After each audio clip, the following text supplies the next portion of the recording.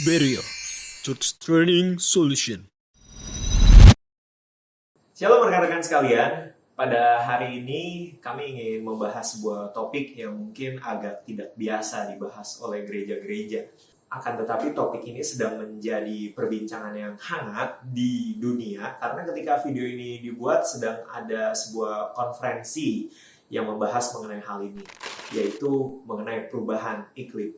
Jadi ketika video ini dibuat, di Glasgow sedang ada konferensi yang dinamakan United Nations Climate Change Conference atau disebut COP26 dan dihadiri oleh berbagai petinggi negara dari seluruh dunia dan juga orang-orang terkaya kelas dunia. Dari negara kita, Bapak Presiden Jokowi dan Ibu Menteri Keuangan Sri Mulyani juga hadir untuk membahas bagaimana dunia bisa bersama-sama menanggulangi masalah perubahan iklim. Dan uniknya, konferensi ini pun diadakan dan menyita perhatian yang cukup besar padahal kita masih sedang ada di tengah pandemi COVID-19.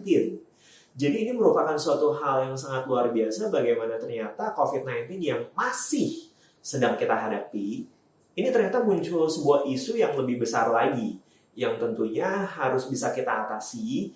Jangan sampai nanti kita baru panik dan baru melakukan sesuatu ketika semuanya sudah terlambat, yaitu mengenai perubahan iklim. Apakah perubahan iklim merupakan sebuah topik yang harusnya dibahas oleh gereja?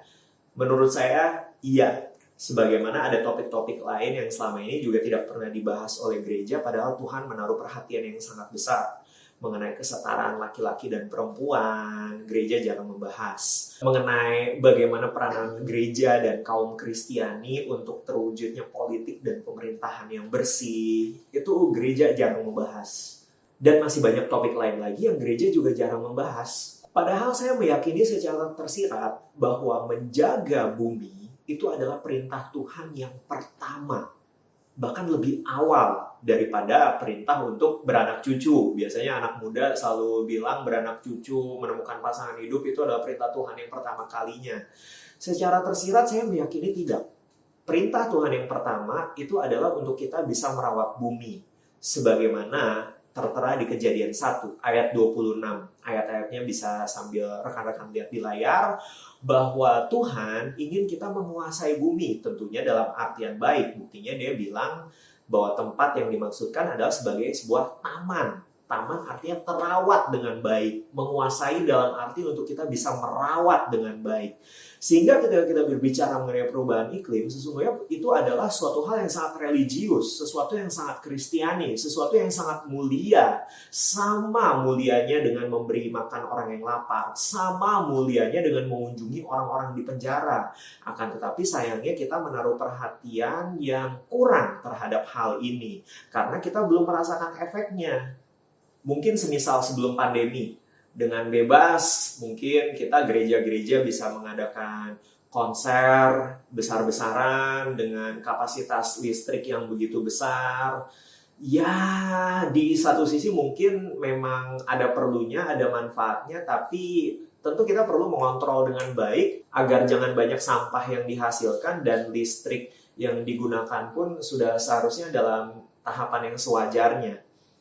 Contoh di gereja rekan-rekan masing-masing. Coba sekali-sekali iseng untuk kita mengevaluasi diri, apakah kita menutup keran di toilet gereja setelah menggunakan toilet? Apakah setelah selesai ibadah lampu-lampu dimatikan? Atau barangkali bahkan ada ruangan-ruangan yang sebenarnya lampunya tidak diperlukan tapi masih tetap menyala. Ini hal kecil yang melanggar perintah Tuhan yang pertama kalinya, yaitu untuk kita merawat bumi. Tentu hal ini mungkin saking kecilnya tidak pernah terpikir oleh sebagian besar daripada kita. Tapi jangan sampai ketika nanti ternyata bumi ini semakin rusak, kita menjadi menyesal ketika perubahan iklim terjadi, menyebabkan banjir, menyebabkan suhu tidak teratur dan sebagainya. Jangan sampai kita malah menyalahkan siapa, konspirasi global, antikris dan sebagainya, padahal kita juga berpartisipasi dalam kerusakan lingkungan. Untuk itu saya mendorong untuk kita mempraktekkan hal-hal sederhana. Sesungguhnya memperbaiki bumi atau merawat bumi atau mencegah perubahan iklim itu merupakan salah satu hal yang sangat praktikal dalam firman Tuhan, di mana Alkitab juga menyebutkan di Lukas 16 ayat 10 bahwa ya orang itu harus setia dalam perkara kecil, baru kemudian nanti perkara-perkara yang besar bisa kita pegang, bisa kita lakukan. Kalau kita nggak setia dalam perkara kecil, gimana kita bisa dipercaya Tuhan untuk perkara yang lebih besar lagi? Rekan-rekan sekalian, mematikan lampu gereja yang tidak terpakai, menutup keran, mematikan keran yang tidak terpakai, itu hal-hal kecil tapi sebenarnya itu berpengaruh besar dan signifikan terhadap bumi ini. Belum lagi sampah-sampah plastik di gereja, dan juga bukan hanya di gereja, akan tetapi di rumah kita masing-masing, kita sebagai kaum Kristiani, apakah kita membuang sampah pada tempatnya? Itu semua adalah hal-hal kecil yang bisa berpengaruh besar bagi bumi ini. Oleh karena itu, melalui video ini, saya mendorong untuk kita semua, rekan-rekan Berea, mari kita menjadi agen perubahan, walaupun tindakan yang dilakukan hanya kecil saja, akan tetapi sesungguhnya berdampak besar dan menggenapi perintah Tuhan yang pertama kalinya untuk merawat bumi. Sebulan terakhir ketika kita sedang mau merekam video ini, di keluarga kami sedang praktek hal sederhana. Kami tinggal di sebuah apartemen, dan kemudian ada 3 buah lampu, biasanya dengan kesia-siaan lampunya menyala mungkin hampir 24 jam barangkali. Akan tetapi setelah tersadar akan kebenaran ini, kita memastikan bahwa hanya lampu yang terpakai saja, hanya 1 lampu saja, itu pun kalau diperlukan yang menyala. Dan ternyata terjadi suatu perubahan yang signifikan di tagihan listrik keluarga kami, di mana tagihan listrik keluarga kami turun sampai 20%. Apakah ini hal yang menyenangkan? Sebagai sebuah keluarga baru, tentu ini hal yang sangat menyenangkan karena tagihan listrik jadi lebih murah.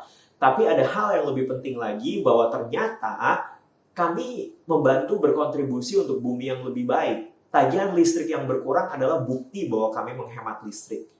Menghemat listrik adalah bukti bahwa kami melakukan perintah Tuhan yang pertama kalinya, yaitu menguasai bumi dalam arti merawat bumi untuk bisa menjadi sebuah taman yang baik bagi semua makhluk hidup. Mari umat Kristiani, kita selamatkan bumi.